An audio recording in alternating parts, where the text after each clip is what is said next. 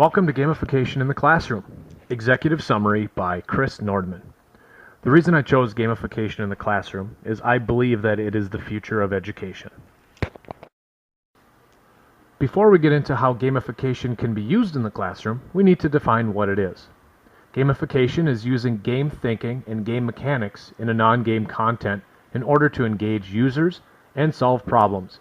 That definition comes from Gabe Zickerman, who is one of the leaders and pioneers in gamification. Gamification has several elements, and they're broken into two categories. The two categories are game mechanics and game dynamics. In game mechanics, there are points for the students to earn. There are levels for them to conquer and to achieve, challenges, virtual goods, leaderboards so they can see where they stand next to their classmates, gifts, and charity. And in the dynamics area, there are rewards or status improvements and achievements, self-expression such as creating and designing their own characters, competition, and altruism. Although there are several leaders in gamification, Gabe Zickerman is the main person that I would like to focus on, and he is an author of 2 books regarding gamification in the classroom. And he's also the chairman of the Gamification Summit, which is an annual event where teachers and business people go to learn how to use gamification in their area of expertise. The second person is Jane McGonigal. She is the Director of Game Research and Development at the Institute for the Future.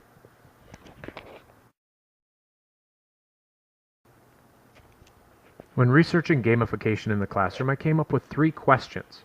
My research questions are: can gamification be used as an effective assessment tool? Is the use of educational games a proven method to increase standardized test scores? And how is gamification used in the classroom setting? What does it look like? How do teachers get involved in it? How do they use it on a daily basis? The first question is, can gamification be used as an effective assessment tool? According to Global Kids, gamification provides evidence-based assessment complementary to the primary form of evaluating performance and growth. By giving badges and integrated experiences with performance requirements, they become a form of formative feedback as well as an indicator of abilities. My second question is the use of educational games a proven method to increase standardized test scores? Using a study conducted by the University of Central Florida, students who were allowed to use the Dimension M video game, which is a multiplayer math game, over an 18-week period, showed improved test score points of 8.07 points compared to an increase of 3.74 for those students who did not have access to Dimension M. So, although it's not a predictor or a proven method for standardized test scores, it definitely shows that gamification has these students on the right track. Third question is, how is gamification used in the classroom setting? Gamification can be tailored to meet the needs of each student or each class. There's a misconception. Many people believe that gamification replaces all the curriculum with games. Educational games can be used to supplement the learning within the class. Many classes merely use game concepts such as badges, a point system, a leaderboard to encourage active participation in class. An example of how gamification works in the classroom is observed through the classroom of Anath Pai, who's a businessman turned elementary school teacher from White Bear Lake, Minnesota. He replaced the standard curriculum with a game-based curriculum, and each student gets a Nintendo DS game system, which he purchased out of his own pocket. Within 18 weeks of using his gamified classroom curriculum, his students had improved from below a 3rd grade level in reading and math to a mid-4th grade level.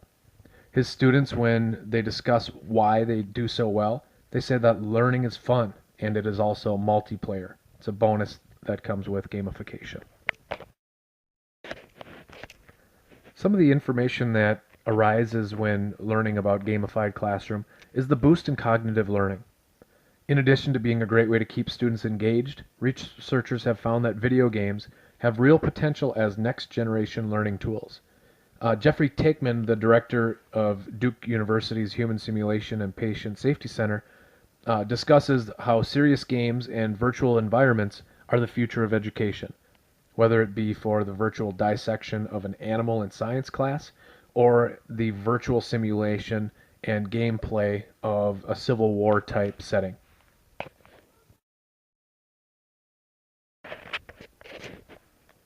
Teachers always ask why gamification works or what supports it. Gamification uses positive reinforcement. Points are accumulated, which builds confidence. Typically in a classroom, the grading starts with a perfect score and penalizes downward. If a student receives 90% on their first test, their grade actually drops, even though 90% is a very solid score.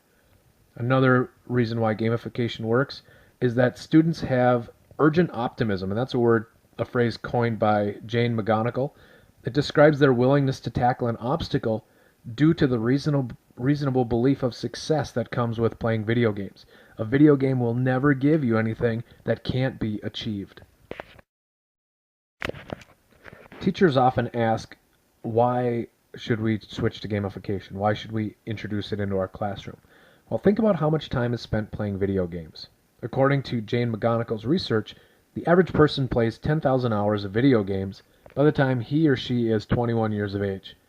Now, to put that into perspective, a child with perfect attendance spends the same amount of time in school between grades 5 through 12. So if our students are going to be playing that many hours of video games, why not embrace that? Why not use games which interest our students as tools to deliver instruction and to reinforce learning? For those critics who believe that gamification isn't something that is useful, mainstream gamification is huge right now. Companies use gamification to offer rewards and to promote customer loyalty every single day. Consider things like Foursquare and Starbucks and Nike Plus. Think about the 28 million people who harvest their crops on Farmville every single day on Facebook. Okay? Gamification is mainstream and it attracts people and it keeps their attention.